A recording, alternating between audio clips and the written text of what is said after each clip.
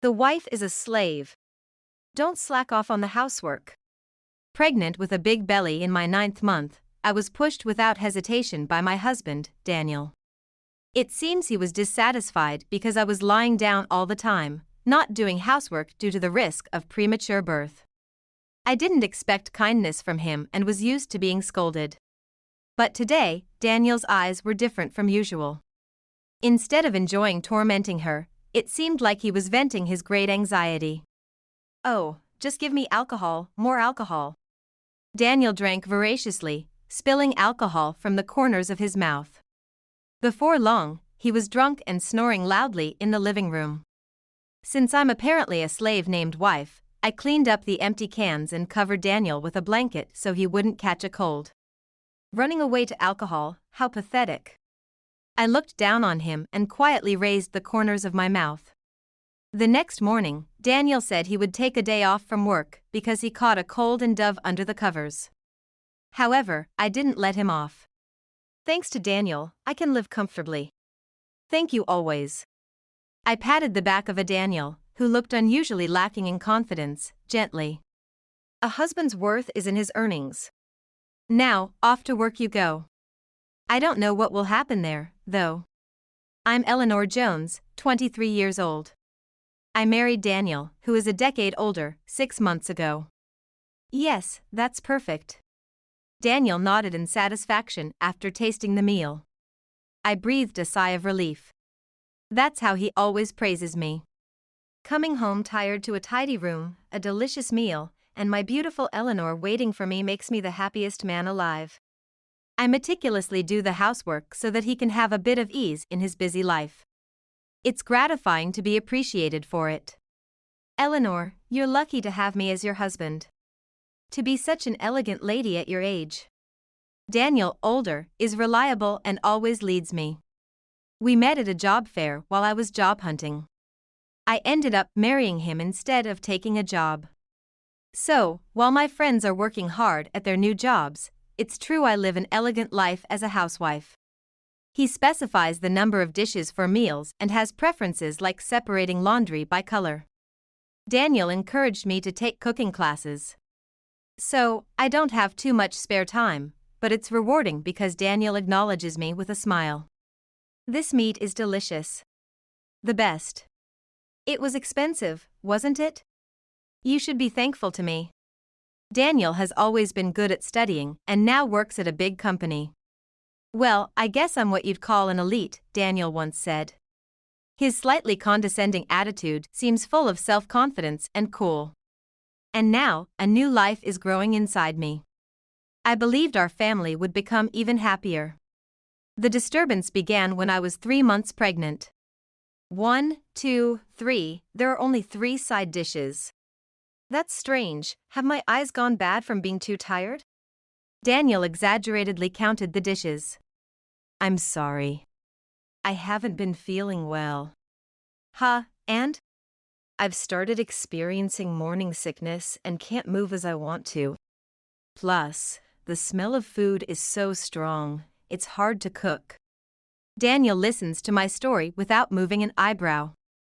I was sharing my tough feelings, hoping he would understand, but it felt like I was just making excuses. I see. Daniel nods slightly, lifting his chin. Imagine this, Eleanor. We go to a restaurant, and the chef says, "Sorry, I'm not feeling well," and only serves an appetizer. Is that acceptable? I shake my head slightly. Next scenario.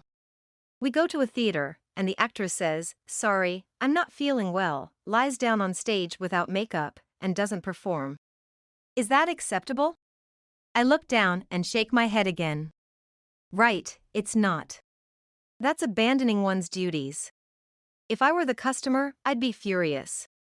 But, what you're doing now, Eleanor, is just that. Daniel looks into my face, which is deeply bowed. Is Eleanor supposed to be a pet that I need to take care of? If a housewife doesn't do housework, she has no value. Are you fully intending to leech off me? I'm sorry. I apologize again in a barely audible voice. This is terrible. Imagine how I feel, having a gloomy wife right in front of me. And why are your lips blue? Can't you at least put on some lipstick? Makeup is basic manners for women. Don't neglect that just because you're a housewife disconnected from the outside world. I'm sorry. I don't know how to make him understand the pain of morning sickness. I'm struggling with nausea even now, lacking the energy to argue. All I could do was apologize. From that point on, Daniel changed. When he comes home from work, he sighs heavily. Wow. Did you put on makeup? I did. Maybe it's a bit light? Huh. So you're saying your ugliness can't be hidden even with makeup? You look like a tired old lady, and you're still young. Daniel traces his finger over the shelf and lightly blows on it. Then, right after starting his meal, Daniel frowns and puts down his fork. This tastes bad. Eating this while looking at your gloomy face makes any gourmet meal taste bad. I'd rather go to a fast food place, it'd be 100 times better. And then, Daniel leaves the house. The meal I prepared while nauseous, spending hours, is left almost untouched. Eventually, Daniel's return home comes late at night. He doesn't want to see my ugly face or eat the tasteless food, it seems. Morning sickness means you can laze around all day, huh? Pregnant women are lucky. Well, I'm making this uncomfortable home bearable by eating out, so you should really be thankful. This isn't the happiness I envisioned. No matter how late, I greet Daniel when he returns home. That was all I could do, I was desperate. Daniel no longer touches my slightly growing belly. Instead, he avoids me as if I disgust him. Welcome home. No reply, just a click of the tongue.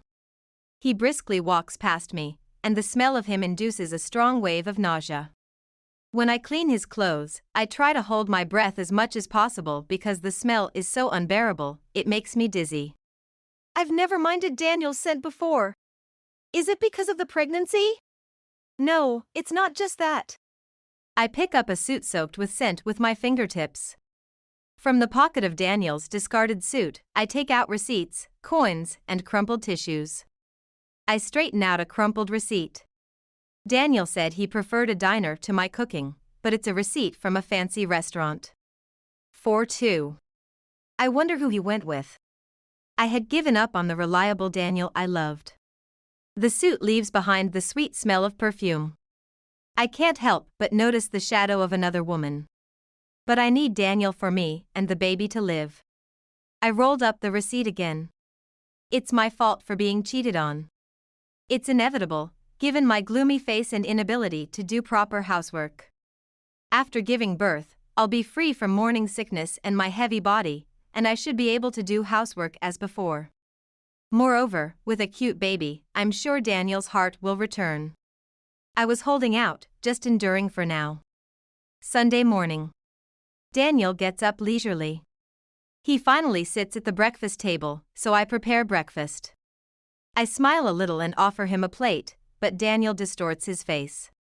Wow. Have you looked in the mirror? I'm already made up and dressed. I thought maybe my mascara had smudged, but that wasn't it. Wow, you've really put on weight. Not just your face, but your whole body shape has changed too much. My face heated up instantly. I usually don't talk back, but I couldn't help responding. It's because the baby in my belly is getting bigger. No, it's not just the belly. Your whole body has become sloppy. It feels like your butt has sagged, and your back is round. Spare me. If youth is your only asset, being unattractive defeats the purpose, doesn't it? Daniel took a weary sip of his coffee. Where did my young and cute Eleanor go? Daniel scrutinized me from head to toe. Do you know why I married you, Eleanor? Because you were young and cute. That's it. And you are obedient and domestic, truly the ideal wife. But what about now, Eleanor? You don't do any housework, and your looks have deteriorated. This is like fraud, isn't it? I opened my mouth, but no voice came out.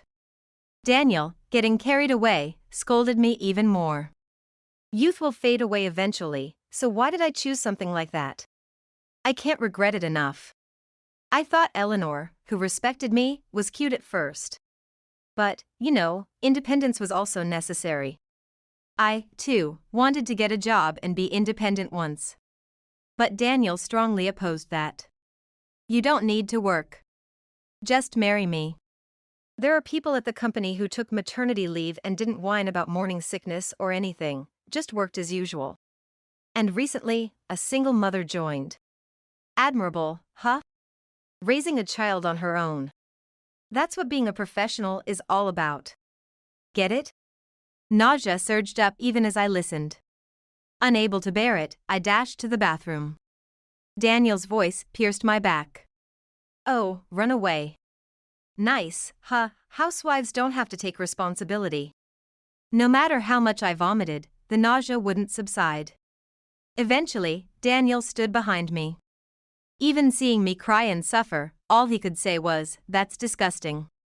Without Daniel, me and the baby couldn't survive. So I had to endure. I chanted this to myself over and over again. Tears wouldn't stop. Underestimating me greatly, Daniel's attitude worsened day by day. Late-night returns were still better. He started staying out without any contact. And yet, he would smirk, "You should still prepare my meals," thinking I might not eat. I'm working hard, wearing myself out at work. Don't slack off on the simple job of a housewife. He would still leave restaurant receipts for two in his pockets. Enjoying a fancy dinner with someone else and then taking pleasure in tormenting me at home is crazy. But I can't survive without Daniel. I chanted it unconsciously again, but stopped midway due to a tight feeling in my belly. Soon, the pain in my belly eased. Then, I felt a strong push from inside my belly. It was the first fetal movement. I'm going to be a parent to the child in my belly, too. I can't just live depending on Daniel. It was the moment I felt a sense of responsibility as a parent. However, it's difficult to work and be independent while pregnant. I did the housework without upsetting Daniel too much, and when he came home, I took care of him diligently, saying, "Welcome back, you must be tired from work." With my morning sickness slightly eased, I was able to do a reasonable amount of housework. "Here's your meal." You actually made dinner. As a wife, that's expected, right? But you must have plenty of time during the day, just lazing around while I'm slaving away at work. I'm envious. I wish I could be pregnant too. Thank you always, I said, looking down. Daniel looked down on me with satisfaction. It seemed like Daniel was still enjoying himself outside, but on the surface, things were peaceful. However, this peace did not last long. I developed a risk of preterm birth. Although I avoided hospitalization, I had to stay in bed at home, unable to do even the minimum housework. I spent my days just lying down, looking at my smartphone or tablet. Fortunately, it was a relief that Daniel was hardly home. I even thought it was good that he didn't care about me and was enjoying himself. But when he occasionally came home, I was harshly blamed. "You're sleeping again? Having a wife who just sleeps." I really drew the short straw. "Eating and sleeping, you're just like a cow." Weird, did I marry a cow? No matter how much he insulted me, since I was indeed just lying down, I apologized, saying, "I'm sorry." If I acted meekly, Daniel would be satisfied. That suddenly changed one day. It was the last day of my 10-month of pregnancy. Tomorrow would mark the beginning of the full term, and I was finally going to be relieved from bed rest. Daniel came home in the evening, unusually early, and started yelling at me with a red face as soon as he saw me. I hurriedly stuffed the tablet I was holding into the bed. "Are you lazing around again? While I'm working hard outside. It's infuriating." He threw his bag on the floor. At the loud noise and shouting, I shrank for a moment. Daniel grabbed me by the collar, looking scared. "Who do you think is providing for you? I'm not working to feed a lazy person like you." "I'm sorry. I appreciate you," I managed to say with a trembling voice. "What's your job, huh? Housework, right? Why are you sleeping? You need to work too. Seeing you laze around just pisses me off." "I'm sorry." I wasn't expecting kindness from Daniel, and I was used to being scolded. But today, Daniel's eyes were different from usual. Instead of enjoying tormenting me, it seemed like he was venting his great anxiety. It just looked like he was bluffing. Don't act so spoiled forever. Think about your situation. I was pushed to the floor. Pointing at me, he shouted. The wife is a slave. Don't slack off on the housework. Daniel seemed unable to contain his anger, hitting the wall several times. Just give me alcohol, more alcohol. Daniel drank voraciously, spilling alcohol from the corners of his mouth. Before long, he was drunk, snoring loudly in the living room. Since I'm apparently a slave named wife, I cleaned up the empty cans and covered Daniel with a blanket so he wouldn't catch a cold. Running away to alcohol is pathetic. I looked down on him and quietly raised the corners of my mouth. The next morning, I woke Daniel up in time for work. But he just drank a glass of water and went to the bedroom. Hey Daniel, what about work? I asked softly, and Daniel groaned. Daniel is usually good with alcohol. And I think he barely drank last night before falling asleep. He didn't look too hungover. I'm taking a day off. Daniel mumbled into the duvet. I immediately checked his neck for a fever. You don't have a fever. Shut up, it's a cold. My throat hurts. My head hurts too. I'm gonna have a fever soon. Daniel brushed off my hand and covered his head with the duvet. Okay, then I'll make some porridge. If my husband says he has a cold, it's my duty as his wife to make porridge. I quickly prepared the porridge and presented it to Daniel. Eat this, then go to work. Huh? I told you, I'm taking the day off. Daniel replied with full energy. That's not okay. I smiled at him, but Daniel frowned and froze. I had cleaned up the living room he had messed up last night and was taking care of him. Feeling heavy yet working as a wife. So, I won't allow Daniel to take a day off from work either. I do the housework, and you work, Daniel. Thanks to you, I can live. Thank you always.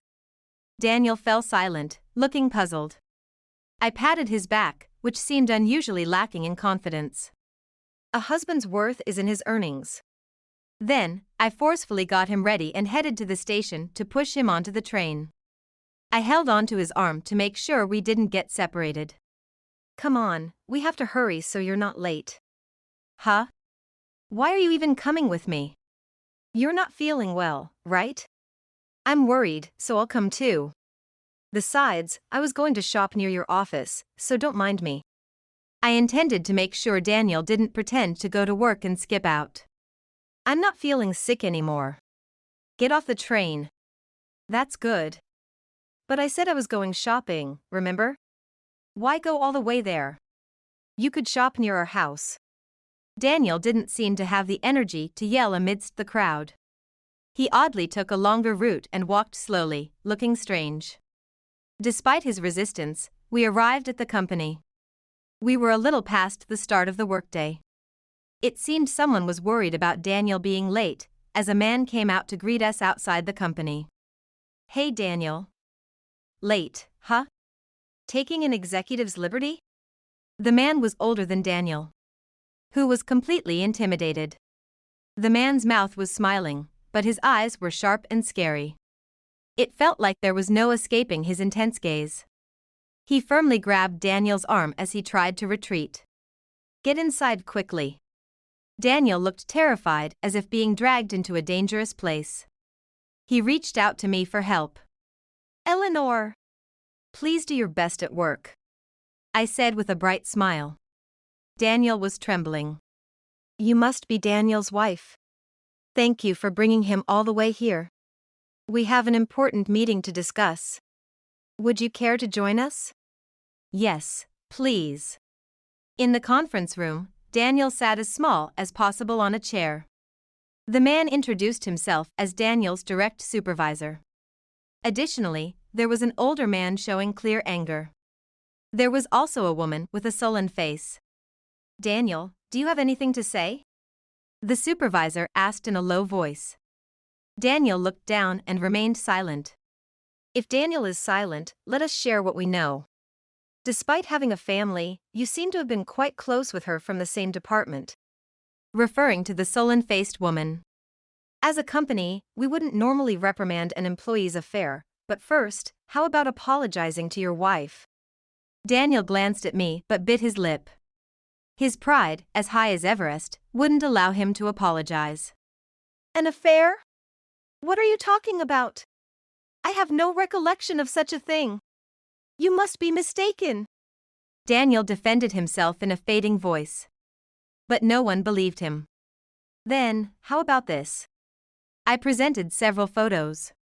Photos of Daniel and Ms. Davis intimately close together. What? Daniel was speechless. He looked back and forth between me and the photos, making me burst into laughter. You got caught having an affair at work yesterday, right? You came home as if fleeing, and I wondered what you would do the next day and beyond. Pretending to have caught a cold like a grade schooler, how long were you planning to skip work? Daniel's eyes were so wide they looked like they might pop out. I was the one who reported the affair to the company. Daniel couldn't find his voice, his mouth opening and closing like a fish. Daniel was hardly ever at home, and even though I wanted to move, I couldn't get out of bed. So, I had plenty of time to snoop through his tablet. It took me a while to figure out the password, but it turned out to be his birthday. Just like Daniel, who loves himself so much. With the tablet synced to his smartphone, I had unlimited access to photos and messages. Underestimated by him, Daniel's face turned redder as I caught him in the act. Without caring we were at his workplace, he spat at me. Don't joke around. Just for an affair, you involve the company? I only reported it because the other party seemed to be from the workplace. And you think you'll get away with this? Now that the affair is out, there'll be some punishment, like a pay cut or demotion. You get that, right? Our income will decrease. This will trouble you too. Especially with a baby on the way. How cowardly of him to bring up the baby now, when he had shown no interest before. But I remained calm. It was precisely because the baby was coming that I acted. A wife is a slave, right? I can't imagine this harassment stopping once the baby is born. I don't want to raise a child in a home where it's normal for the mother to be insulted. A harasser and cheater like Daniel changing into a good father? Impossible. We don't need a father who's nothing but harmful. I want a divorce before the baby arrives.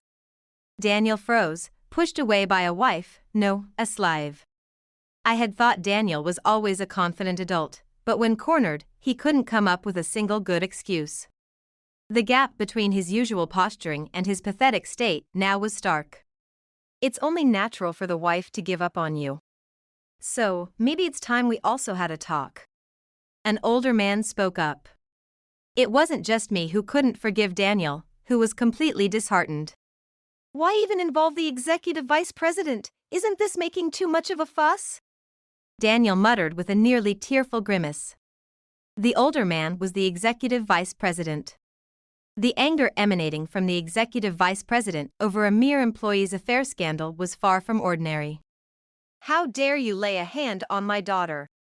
What? Daniel let out an absurdly surprised noise.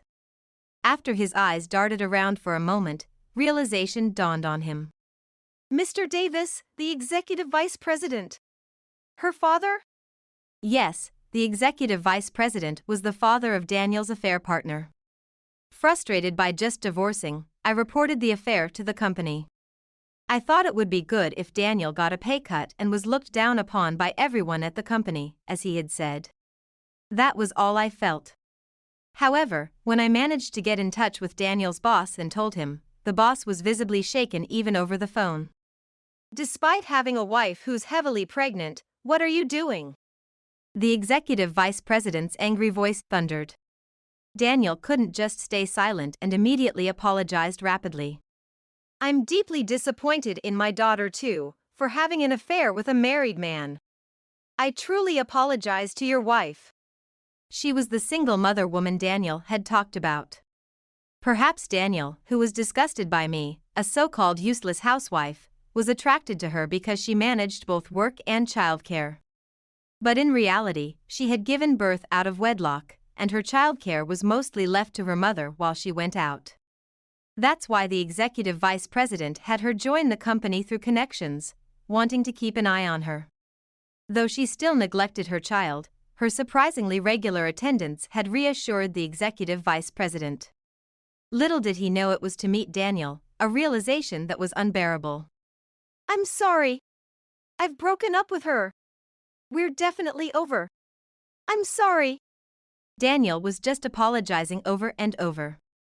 Yeah, I heard from my daughter that you've already broken up, the executive vice president said, then firmly grabbed Daniel's head. It's a wonder why people like you, with genes that shouldn't be passed down to future generations, seem to have no issue with fertility. An apology won't cut it. Even if we break up, your sins won't be erased. While my daughter had her faults, you still have a responsibility to bear. Huh? My daughter was pregnant. Oh!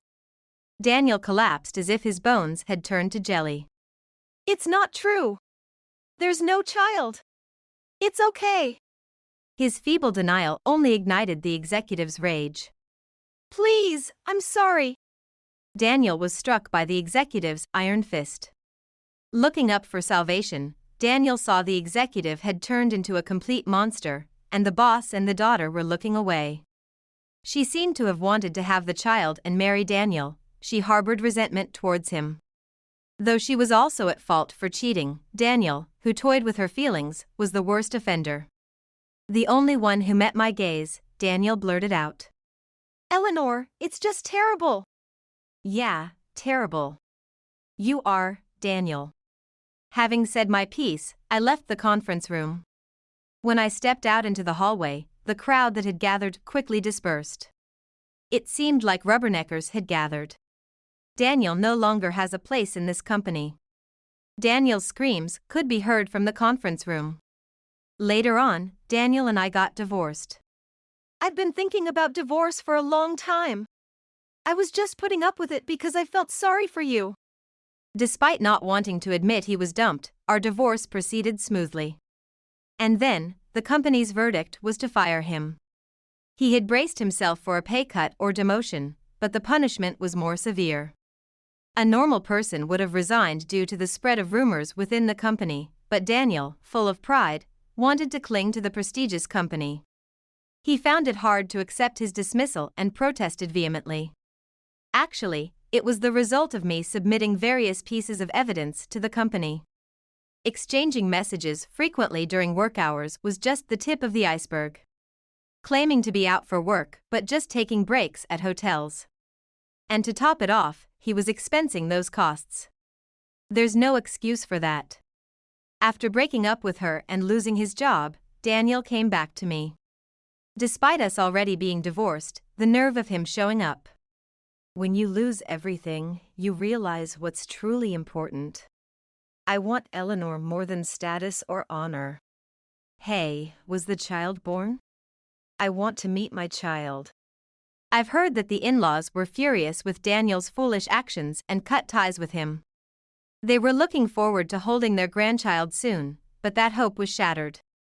They certainly aren't happy to have an unemployed middle-aged son return home instead of a cute grandchild. It's no surprise he was turned away at the door. With nowhere else to turn, he moved from his expensive condo to a cheaper one. Pride is getting in the way of finding a new job. I have no sympathy for him running out of savings. He must be lonely enough to come crawling back to an ex-slave like me. My child? What are you talking about? There's never been a father in my child's life. I'd rather proudly say there's no father than have such a man claim the title. Perhaps it was my firm stance, but Daniel slouched away with his tail between his legs. I'm now living at my parents' house. When I decided to marry Daniel at a young age, my parents were worried. It was hard to discuss Daniel with them, but they saw right through me. When I couldn't bear it any longer and confessed about the emotional abuse and infidelity, they comforted me as if they had known all along. I wanted to gather evidence for a favorable divorce, so I hesitated to bring it up for a while. My parents must have been worried sick about leaving their pregnant daughter with an abusive husband. Yet, they respected my wishes and watched over me. When I was at risk of premature labor and couldn't move, my mom came over to clean and cook for me. Without my parents' help, I wouldn't have been able to escape Daniel. I'm sorry for being such a burden. Feeling guilty for failing at marriage and having to rely on my parents with a child in tow. My mom chuckled softly. You know, taking care of a baby is tough. Diapers leak, and you don't get much sleep at night. You're always inconveniencing the baby. But I'm happy. You understand now that you're a mom, right? No matter how much trouble they cause, it's not a bother if it's for your own child. My mom is feeding the baby some milk. Her profile looks so gentle. It made me feel like I had turned back into a little kid myself. When I quietly hugged her, just like she does with the baby, she warmly patted my head.